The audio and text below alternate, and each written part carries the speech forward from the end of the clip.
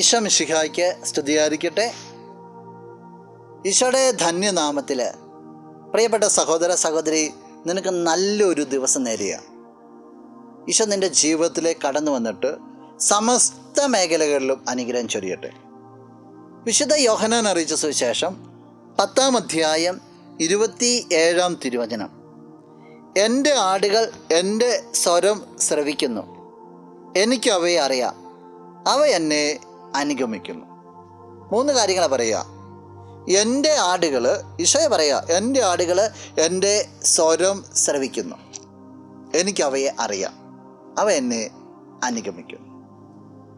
എന്നോട് ചേർന്ന് നിൽക്കുന്ന, എന്നെ ഇഷ്ടപ്പെടുന്ന ആടുകൾ എപ്പോഴും എൻ്റെ ഒച്ച കേൾക്കുകയാണ്, ആ ഒച്ചയ്ക്ക് വേണ്ടി നിലകൊള്ളുകയാണ്. എനിക്കവയെ അറിയുകയും ചെയ്യാം. അറിയാമെന്ന് പറഞ്ഞാൽ അവരെൻ്റെ ജീവിതത്തിൻ്റെ ഭാഗമാണ്. ഇനി അവരുടെ റെസ്പോൺസ് എന്ന് പറഞ്ഞു കഴിഞ്ഞാൽ അവർ എന്നോട് ചേർന്ന് നിൽക്കുന്നു, എന്നെ അനുഗമിക്കുന്നു.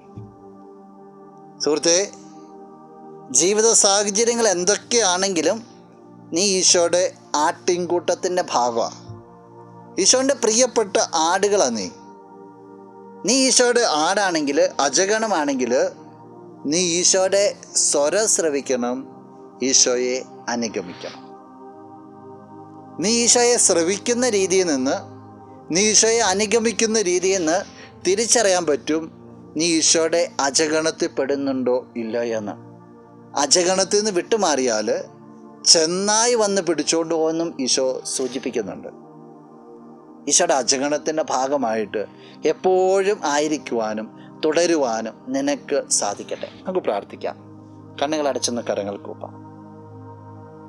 നല്ലവനായ കർത്താവേ, നിന്നെ അങ്ങ് സ്തുതിക്കുന്നു, ആരാധിക്കുന്നു, മഹത്വപ്പെടുത്തുന്നു. ഈശോയെ, എപ്പോഴും നിന്നോട് ചേർന്നിരിക്കുന്ന അജഗണമായി തീരുവാനായിട്ട് ഈ വ്യക്തിയെ നീ അനുഗ്രഹിക്കണമേ. അതിൽ സന്തോഷിക്കാൻ ഇടവരട്ടെ.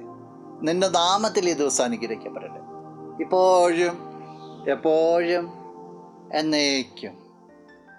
ആമേൻ.